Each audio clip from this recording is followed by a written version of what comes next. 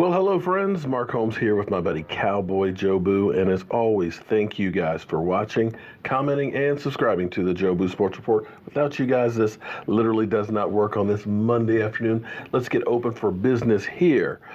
And don't forget tonight, 9 o'clock Eastern, we'll be right here talking about what else? The Dallas Cowboys. And tomorrow, that's right, tomorrow is the first day of teams being able to franchise tag over the course of the next 2 weeks players that they do not want to become free agents. And as per Clarence Hill, he's reporting that the Dallas Cowboys plan on signing DeMarcus Lawrence at all costs before the March 5th deadline, so that way they won't actually have to tag him. Now, keep in mind, just because the person is tagged does not mean that it's all done and over with and you're tagged for the season. Basically, a lot of teams will use that as a lever to give them more time to go ahead and get a deal and to keep them from going out and being a free agent. If they cannot, if they tag somebody and they cannot get a deal done by July 15th, then they will have to play on that tag price. But a lot of teams will tag them because they just didn't get the paperwork done, didn't get the numbers together, and buy themselves some time. But the Cowboys are looking to get this thing done before then. Now, as we look through at what is DeMarcus Lawrence worth, when you start thinking about the highest paid defensive player in the history of the NFL, Khalil Mack, he's got a $146 million hit. $146 million at $22 million a year. And I know what you're thinking right now. You're saying, holy moly, $22 million, that's half of our cap money. Which is true.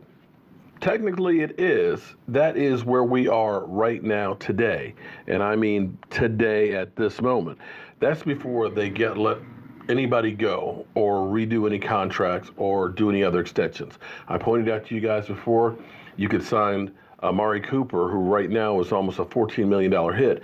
You could sign him to about an $82 million deal and basically only have his cap number at about $9 million this year, thus creating $4 million cap space. There's guys that you may end up letting go. Alan Hurns, $5 million. Terrence Williams, 2.2. Sean Lee, $9 million. You know, there's places you can get money if you want. And if you don't want to let go any of those guys, you can always hit that trigger on Zack Martin's contract and grab about another $8 to $10 million just like that. Now, what the Cowboys can do, and one of the things that the Cowboys have been good at, some teams, when they sign a big name, they'll go ahead and front load the contract, take the pain right now, and then that way down the road, if they have to let them go, it doesn't hurt so much.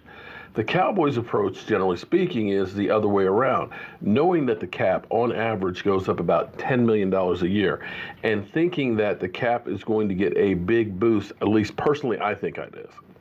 I may be 100% wrong, but I'm telling you that the internet is going to be another player where you're going to be able to see more and more games. And I believe one of these, Amazon, Google, Netflix, one of these companies is going to step on the plate and pay the NFL big bucks to be able to start live streaming some games. You watch. And when that does, that is a whole new source of revenue, which will bump that price tag up. So what the Cowboys could do, knowing that it's going to go down the road, knowing that some of the players they have, they're not going to be keeping for that long, that will be expiring down the road. What you can do is you can say, okay, we're going to give you $80 million guaranteed money on a $120 million contract or whatever. And you divide that by the length of the contract. And that first year, you turn around and say, you know what, the first year, since you're getting a check for $80 million, we're going to make that first year $2 million. Thus creating a lower front end price tag, paying the pain later on down the road. So that's one of the things that the Cowboys can do to buy themselves some space. So all of you that are worried that, well, if we sign DeMarcus Lawrence, then we can't sign Zeke, and if we can't sign Zeke, we can't sign Dak, can't sign Byron Jones, can't get free agents, can't sign the rookies. Understand this, guys. Understand this. Last year at this time, we had $19 million. $19 million. And what we ended up doing, we franchise tagged that guy, okay, We ended up redoing Zack Martin's deal and getting him tied up long term. We brought in Hurns and other wide receivers, Cam Fleming and other players. We signed our rookies. And guess what? We rolled over $14.5 million to this year.